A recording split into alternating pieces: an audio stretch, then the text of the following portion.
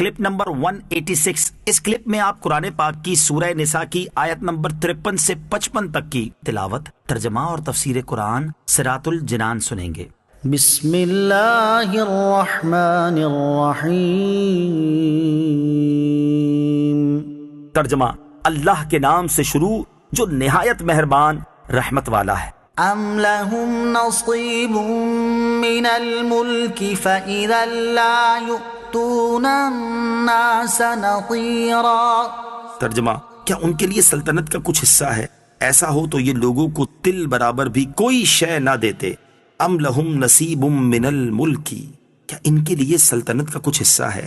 یہودی کہتے تھے کہ ہم ملک اور نبوت کے زیادہ حقدار ہیں، تو ہم کیسے عربوں کی اتباع کریں؟ اللہ تعالیٰ نے ان کے اس دعوے کو جھٹلا دیا کہ ان کا ملک میں کیسے حصہ ہے، یعنی کوئی حصہ نہیں ہے، اور اگر بالفرض ان کا سلطنت میں کچھ حصہ ہوتا تو ان کا بخل اس درجے کا ہے کہ یہ لوگوں کو تل برابر بھی کوئی شے نہ دیتے۔ ام یحسدون الناس علی ما آتاہم اللہ من فضلہ فقد آتینا آل ابراہیم الکتاب والحکمت وآتیناہم ملکا عظیما۔ ترجمہ، بلکہ یہ لوگوں سے اس چیز پر حسد کرتے ہیں جو اللہ نے انہیں اپنے فضل سے عطا فرمائی ہے، پس بے شک ہم نے ابراہیم کی اولاد کو کتاب اور حکمت عطا فرمائی اور انہیں بہت بڑی سلطنت دی۔ ام یحسدون الناس، بلکہ یہ لوگوں سے حسد کرتے ہیں۔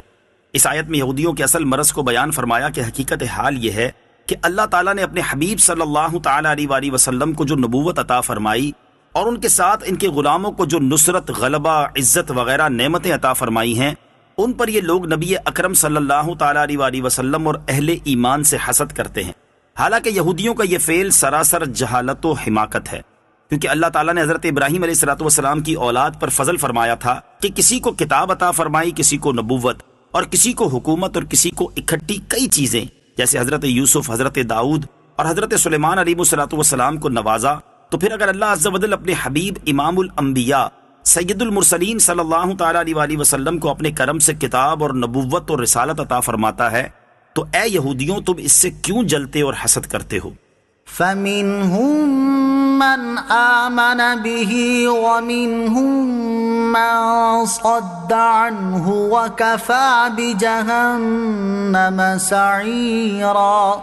ترجمہ، پھر ان میں کوئی تو اس پر ایمان لے آیا اور کسی نے اس سے منہ پھیرا، اور عذاب کے لیے جہنم کافی ہے۔ فَمِنْهُمْ مَنْ آمَنَ بِهِ، پھر ان میں کوئی تو اس پر ایمان لے آیا۔ رب کریم عز و جل کا فضل جاری و ساری رہا، اس نے اپنے حبیب صلی اللہ تعالیٰ علیہ وسلم کے سر پر رسالت کا تاج سجایا، کتاب عطا فرمائی اور انہیں عزت و غلبہ سے نوازا۔ پھر کسی کو تو ایمان لانے کی توفیق مل گئی، جیسے حضرت عبداللہ بن سلام رضی اللہ تعالیٰ عنہ اور ان کے ساتھ والے ایمان لے آئے، اور کئی محروم رہے جیسے کعب بن اشرف وغیرہ۔ تو جو نبی آخر الزمان صلی اللہ تعالیٰ علیہ وسلم پر ایمان نہ لایا، اس کے لیے جہنم کی بھڑکتی آگ کافی ہے۔